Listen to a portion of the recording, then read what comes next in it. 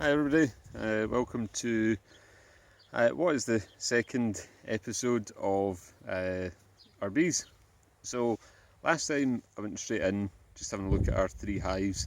So I suppose I'll give a wee bit just further to what I did the last time, and then I'll give you a wee bit more information and maybe a bit of a story about our swarms. So as you'll remember, the hive over here, down at the bottom, hopefully you can see that, that's looking pretty good. These guys seem okay, and today they're coming and going quite the thing, which is good. But the other 2 hives that we had, you can see them there. They're coming in. Oh, you see the pollen? So these guys have found a source of pollen. We believe it's my neighbour, Kay, just up behind us. And they go. So they're definitely doing okay. I'll keep out their road. But what we had was 2 other hives that, one of them in particular was no sign of life, so whoop, I was quite, what's this guy doing? The guard bee? I was a wee bit disappointed. I thought maybe they've not actually survived. That bee's just landed on the phone. So what I did was we had a look, and my partner Craig said maybe it's a bit windy here, and that's why there's so many dead bees. They're coming in.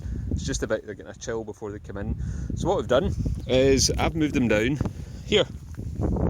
To this part of the site, so it's lower down, a bit more sheltered, and I'm going to keep an eye on them. I did that first thing this morning, as they weren't flying yesterday. I don't think they'll be too disorientated, so they're in there, and we'll keep an eye on how they get on. So on the next episode, I'm probably going to do a wee bit more about the birds and the bees, in terms of what are the different types of bees. Everybody knows the main one. There's different types of bees with the different types of roll, and I'll talk through what they are. But before I do that, in the next episode, I thought I would tell you a story about how did I have 3 hives when originally we only had that one hive there. And it is actually quite a funny story. So I'll start off, as I would say in The Sound of Music, let's start at the beginning, a good place to start. You had one hive, and last year we were getting some works done where they were putting in our new driveway. It was I think it was about April, May. The weather was nice, and you have to keep an eye on your bees for signs of swarming. So I suppose a bit about what actually is swarming. Swarming is when the queen is in the hive together with maybe up to half of the bees within the hive. That could be potentially half of 10,000 bees or more. They say, look, we're off, we're going to find a new place, and if the weather is bright, if it's warm and calm, then they up and off, and literally the skies are filled with bees. To some people it's a bit like Armageddon, because you just look up and there's thousands of bees flying. So I was working at home one day, and I had been checking the hives for signs of swarming, and I must have missed it. I've only been doing it for a couple of years. I heard some shouting and a bit of a commotion. I looked out the window, and the guys who were working on site were running down the road trying to get into their van, and you looked up and literally the sky was full of bees. So they had swarmed. As I said in the last video, where we are is quite remote, so they didn't settle too far away, and where they went very quickly was into this hawthorn tree here. They just settled up in a branch, and once they settle down, the queen will land somewhere, and then all the other bees will follow, and they will settle where she is. And at that point, what then happens is that they are looking for a new home.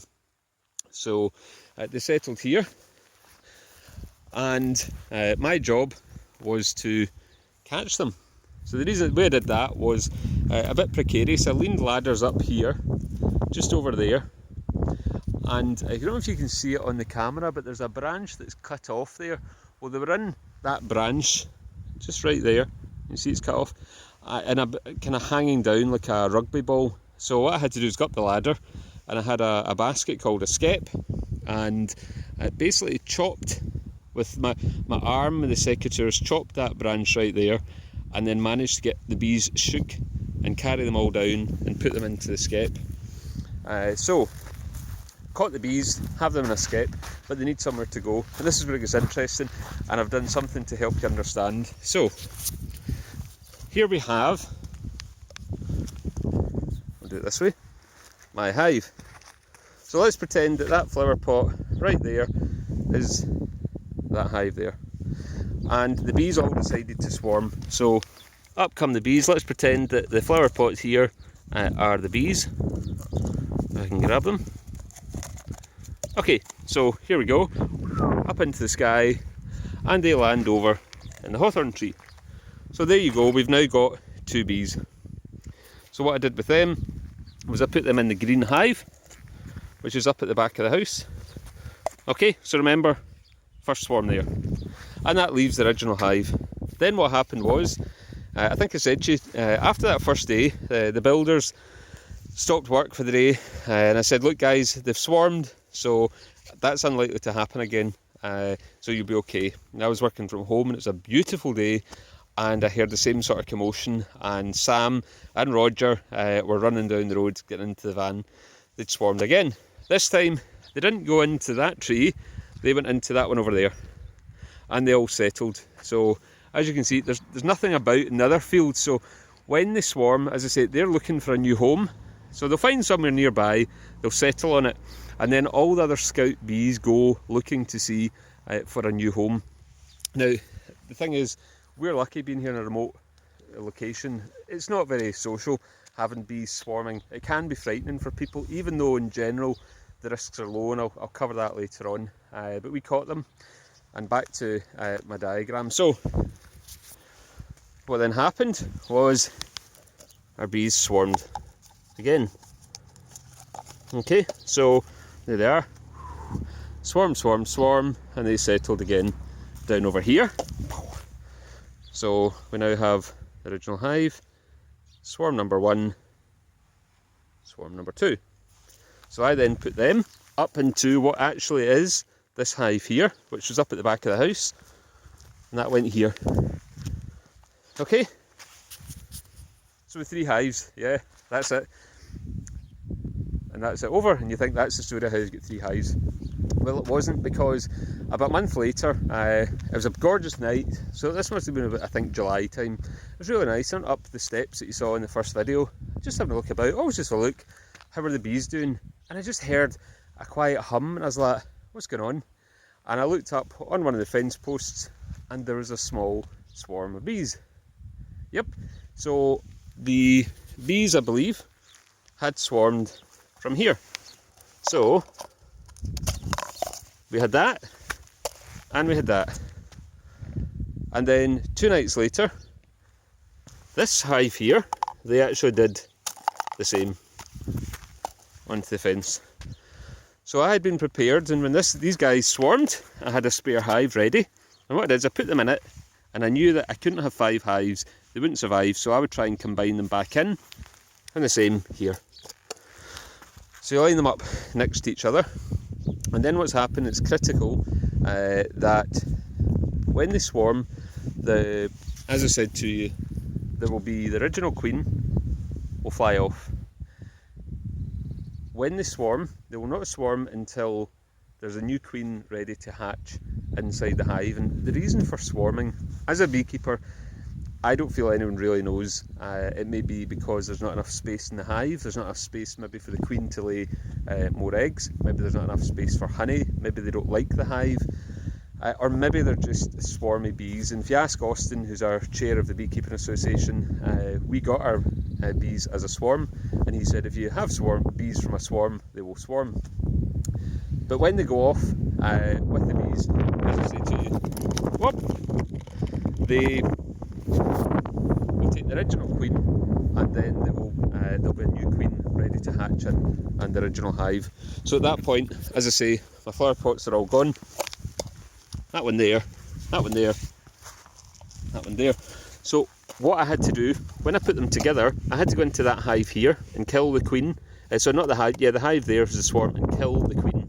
At which point, on the original hive here, I put newspaper across the top of the frames and put them on top of it. And what that did was mean, okay, there's a new queen in here, and there's no queen in here. And if I put newspaper, you'll put them together. Now, the bees on the top would theoretically reject the queen here, but because there's newspaper, it gives them about 12 to 24 hours before they can actually chew through the newspaper, in which time the pheromones from the new queen in here have spread through the newspaper, and the bees on the top accept her. And there you go. So that should combine them back through, and I did for that there. And that is the story of how we have 3 hives. So I thought that was worth just telling people, because it was rather amusing. And I don't know if Sam, you'll get to watch it, but for anyone watching this video, Sam was leading up the crew that were doing the driveway, and he is an extremely strong man, but there's one thing, and he hates bees, and I can tell you I've never seen him run as fast in all my life. He was like an Olympic sprinter. But before I finish up though, I think to be responsible and be completely serious, if you come across a swarm of bees, it does look terrifying. It is frightening because they're up there and you're terrified you're going to get stung. Now, there is a risk of getting stung, don't get me wrong, but the bees are there. They want to find where the queen has settled and go with the queen, protect the queen, find a new home. They're not in attack mode, they're not aggressive. You can stand completely still and they'll be flying about, they'll probably land on you, but they're not going to sting you. If you start flapping and doing that, they'll become defensive. But if you stand there, and it's phenomenal to watch, within about 10 minutes, 30 minutes max, hello, they all settled somewhere, and they're as calm as anything, just a quiet buzz, and then I can go and catch them as bees, as a beekeeper in the skep, and do something with them. So this is the second video. Next time I do a video, I'm going to talk you through my spare hive, just what's in a hive, what are the different types of bees, what are their roles, and take it from there. And hopefully by the time I've done that, we'll then be ready to go in and do our first inspection.